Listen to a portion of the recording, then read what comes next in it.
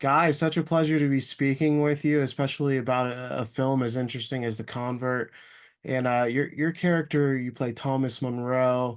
He's this lay priest that winds up in New Zealand, and he sees the situation where muskets are being sold to the Maori, and this war is happening. His faith is really tested throughout. There's a lot of interesting wrinkles there. So, what did you really connect with about the script and made you want to get involved?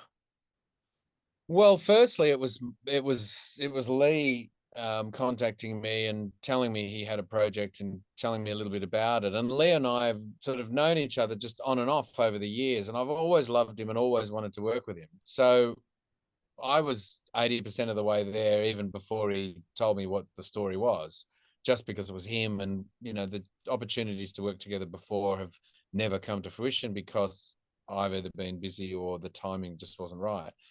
So I was really pleased to hear from him and to to listen to what this was about. And the firstly it felt like not that it was a swan song for Lee by any means. He's got more work in him, but it felt like it was a story that he's wanted to tell for a long time. It just felt like it was something very personal to him.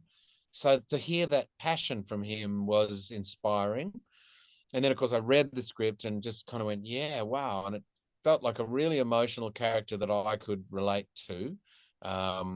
Somebody who, not to relate to because I've had the same thing happen, but I just felt like I really was taken by the trauma that this character had experienced, in his backstory, and that he ends up being sort of thrust to the other side of the world to take on this job that he doesn't know anything about. He's just he's learning on the go, and it was a sort of a calling to do it, and it's a second chance at life. And so that the vulnerability in that I found really engaging. And um yeah, it just really struck me. It was very moving. And so yeah, there was just no question. I just really wanted to do it. And I think, I've got a little connection with New Zealand. My father was from New Zealand, and I've always had a sort of a um I just have real compassion for Indigenous people, and the way in which, you know the way in which they've been treated, whether it's Aboriginals in Australia or Indigenous people in America or New Zealand, wherever, with colonization. And so I knew that, by getting to go and work in New Zealand, this was going to be the job that would be the one that would be really moving and special. Um, as I said, my father was from New Zealand. His last remaining sister, who I was going to get to see when I went to New Zealand, sadly died the day that I got there, and I didn't get to see her. The timing of that was just extraordinary and profound, and a real shame. But it just then meant that the whole experience was even more emotional than it was going to be. So, that meant I was thinking about my dad a lot. And so, yeah, it was really, really a special experience. And of course, just the story of the film itself was fascinating. And, I had a lot to learn. And getting to work with those actors, you know, getting to sort of listen to them talk about their pasts and what they've had to endure and what they know about their history, and having a blessing from them each morning when we filmed, and being taken into their world was just an honor and moving. Everything about it just all felt very emotional, the whole experience. So it was really wonderful, really, really Yeah, wonderful. it's a lovely film, and one aspect that really impressed me was the young actress Tori Ori, and I had seen her in Hunt for the Wilder People, and it was so impressive to just see her growth, and she has really blossomed into such a talented actress. Can you speak of working with her, because so much of the emotion in the film comes through her performance? Yeah, yeah. She's a delight. She was so wonderful to be around. Her and I just clicked instantly. We had this funny sort of brother sister, kind of father daughter, but she was almost like a wiser soul than I. And so she just would look at me and laugh. And so it was. I liked the fact that she said to me early on something like, and I'll paraphrase, but she said something like, right, so you've done a lot of films, eh? So I suppose I'm supposed to learn something from you, am I? And I went, Absolutely not. You're not meant to learn anything from me at all." I said, "I reckon I might learn more from you." And she went, "Yeah, I reckon you might." And she just, there was a confidence and a humor and a cheekiness that just, I just loved her. And I love her. I think she's just so wonderful. And then on screen, she's beautiful, but she's wide-eyed and really vulnerable and strong and exciting. She was just great to be. I loved her, working with her every day. We had a great time together. It was fun. It was fun. She made it fun. Yeah. There's a scene early on in this film where you get off the boat, you're riding this horse in the ocean. How difficult was that to film? Was that hard? Um, well,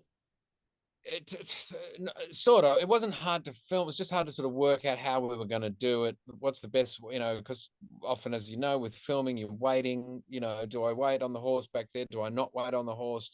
How far do we go out so that then the horse has only got to travel this far before its feet are off the ground and we're actually swimming, and then we'll turn. And I had a bit of a rehearsal with it, with the horse in a yard, swimming yard. I've ridden horses a lot, so I'm very comfortable on horses. So that was good. But what a profound experience. Holding onto a horse is one thing when they're solid on the ground. Holding onto a horse when they're swimming and you're hanging on to them, adding to their weight, um, is quite amazing. Really amazing. Horses are extremely strong anyway. But when your legs are sort of down by the side and their legs are kicking, and I don't know, you feel like you're at one with them. And I'm talking to it as I'm turning, and then have to sort of climb back on. It was beautiful. I loved it. I just wanted to do it more times. And of course, they said, "We'll only make you do it twice or whatever." I was like, "No, I want to do it." They said, "Well, we don't want to make the horse do it too many times either." I went, "No, no, fair enough, fair enough." So it was great, really amazing. Yeah, the end result's so striking too. It's such a great Yeah, image. yeah, absolutely. I mean, we all laughed about saying, "Well, how does he get the horse back on the boat?" That was the sort of, how's he thinking he's going to get the horse back on the boat when he gets takes it off the boat, but he doesn't, I guess. I love So that. yeah.